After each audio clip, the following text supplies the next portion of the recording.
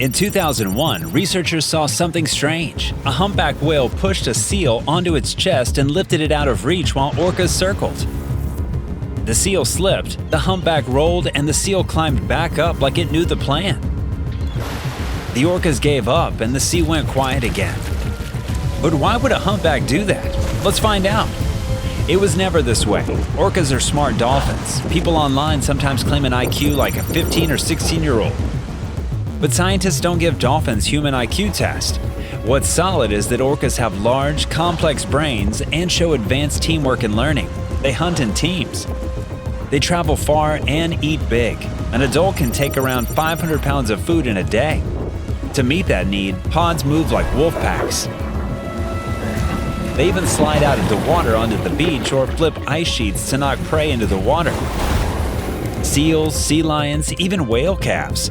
Nothing feels safe when a pod is working together. Even the fearsome great white shark can fall prey to a hungry orca. Orcas use their body as a weapon. A single tail hit can stun a 300-kilogram prey. These skills earn them the nickname killer whales. But they aren't true whales. Orcas are the biggest members of the dolphin family. People call them killer whales because long ago sailors watched them hunt big whales and other animals. They called them whale killers. Over time, the word flipped to killer whale. When it comes to hunt, they hunt like a SWAT team. Some herd, some hit, one grabs, and everyone eats. Across oceans, they split into ecotypes with their own diets, call styles, and playbooks. Fish-eating residents and mammal-eating bigs, transients in the Northeast Pacific, plus several Antarctic types, each passing tactics through learning and habit. Fish specialists often stay vocal while they work. Clicks, calls, and tail slaps boom. Because herring and similar fish don't hear well at orca call pitches. In Norway, pods push herring into tight balls, then take turns stunning them with tail slaps, a sequence known as carousel feeding. Mammal hunters flip the script. Big's groups go quiet and coordinated, holding back calls so seals and porpoises don't hear them coming. The silence itself is part of the trap. Certain moves are famous enough to name on a map. Along the Antarctic Peninsula, orcas line up, flow in sync, and manufacture a breaking wave to wash a seal off an iceberg. They reset and repeat until the ice gives up. In Patagonia's Peninsula Valdez, hunters rush the beach and feature themselves on purpose to grab sea lions. A risky technique adults teach to calves over years of practice. Near shore in the Northeast Pacific, big groups spread wide to block exits, then close fast for the hit. With no predator chasing them, orcas act like the ocean's enforcers. But one giant doesn't move out of the way: the humpback whales. Scarred backs, long white fins, heavy tails. This is the only animal bold enough to step up between orcas and their target, and to hold the line. When orcas rush a calf, a seal, or anything small, humpbacks often answer. They form a wall, lift with their chest, and swing those tails like doors slamming shut. This is the ultimate beef of the ocean. Before we move on, we have a quick 5-second challenge. Leave us a like, smash that subscribe button, and turn on notifications, and you'll win 10 years of incredible luck. Try it. It actually works. Remember what we said in the intro. Why would a humpback save a seal? Now we'll find out why. To answer that, we need to trace the origin of the ocean's ultimate battle. Why they fight at all. It starts with calves. Mammal-eating orcas go after very young humpbacks on calving and migration routes. Off Western Australia, observers recorded 22 attacks in 2 seasons, with about 64% ending in a kill. Mothers fought back, so did escorts, usually adult males that aren't the father. They pushed, slapped, and tried to lift calves onto the mother's back. Many times, the orcas still won. Adults are a different story. A full-grown humpback is huge and hard to take down. Reviews show that when orcas move in on humpbacks, the target is almost always a calf. Adult deaths are rare. Over time, humpbacks seem to have learned a counter-move: mob the attackers. A big global review pulled together 115 encounters.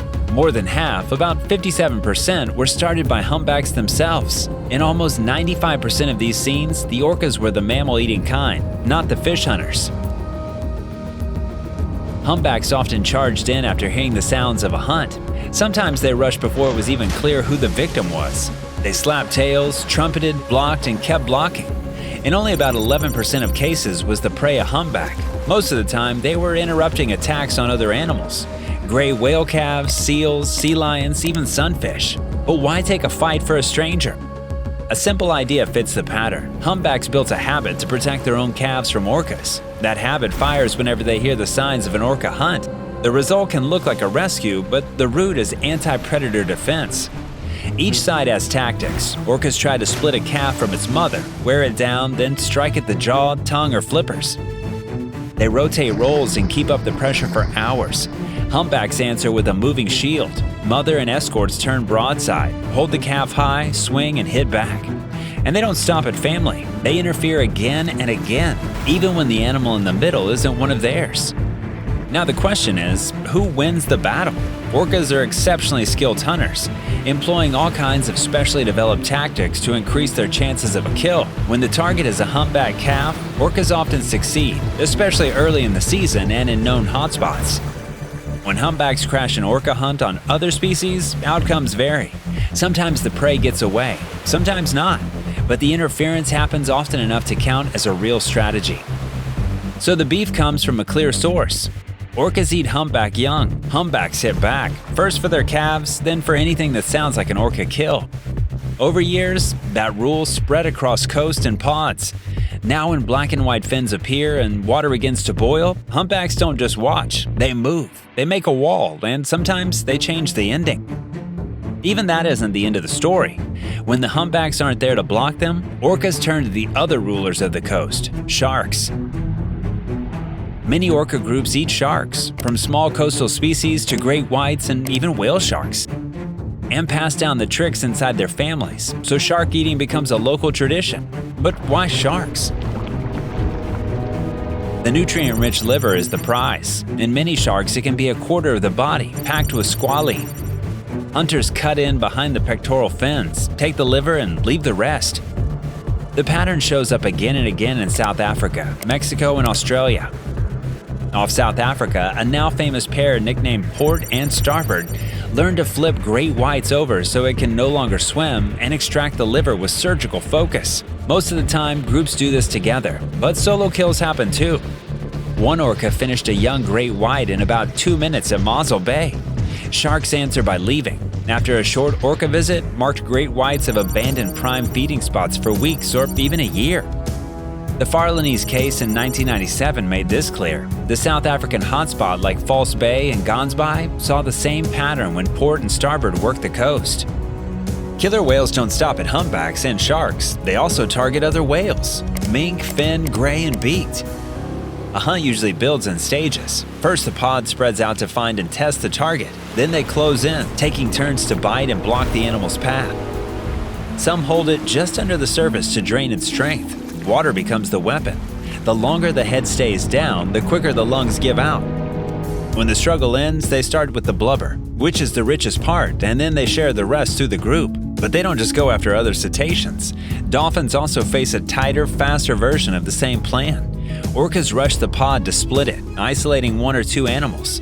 One whale grabs and holds just below the surface. Another rams from below to throw a dolphin into the air and then take it while it's stunned. A few orcas can turn a busy bay into a panic in seconds.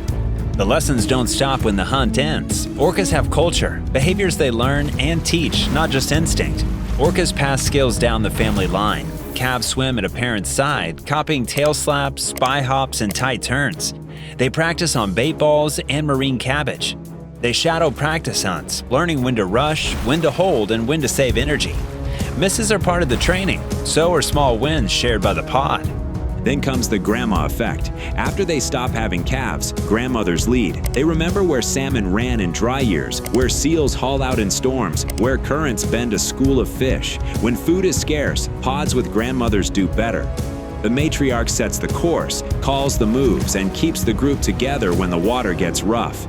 Over years, these lessons harden into culture. Same species, different lives. One clan eats salmon and sings bright, repeating calls. Another hunts mammal and moves in silence. Diets, tactics, and even accents mark each group. Calves grow up confident in their family's rules, then teach them forward. That is how a playbook becomes a tradition, kept by mothers, sharpened by grandmothers, rehearsed by calves, and carried across coasts for generations. So, if orcas are such sharp and hard hitters, why don't they go after us? After net captures, loud boats, and dirty water, why aren't beach swimmers on the menu? Wild orcas almost never attack people, and there are no confirmed fatal cases in the ocean. At sea, the recent drama is mostly about boats. A small group off Spain and Portugal has learned to break rudders. Scary for sailors, yes, but they go for hardware, not humans. Some boaters have used loud noise to try and scare the orcas away. Other reason is food rules. Orcas eat what their families teach them to eat. In Antarctica, that's penguins and fat, blubbery seals. In the North Pacific, many stick to salmon almost all year. We don't fit the menu. Humans are lean compared to marine mammals and not worth the effort. And let's keep it that way, because if a pod ever learned people were food, they could pass that lesson down for generations. While wild orcas avoid people, captive orcas have killed trainers. But those rare deaths happened in marine parks, not in the open ocean. On February 24th, 2010, the large Icelandic bull orca Tilikum killed Don Brancho, an experienced trainer, at the end of a Dine with Shamu show at SeaWorld Orlando. SeaWorld said Tilikum grabbed her by the ponytail and pulled her into the water, where she drowned. The reason for this killing most experts point to is captivity stress. Orcas are big, social, long-lived hunters that travel far each day. In tanks, they face tight space, noise, broken social groups, and long periods with little choice or control. That mix can build frustration and unstable behavior. It doesn't make wild orcas man-eaters. It shows what confinement can do to an animal built for the open sea. Animals built for the open sea belong in the open sea. Let them live in their natural habitat. With this, our video ends here. Thanks for watching. See you in the next one on 4 Evergreen.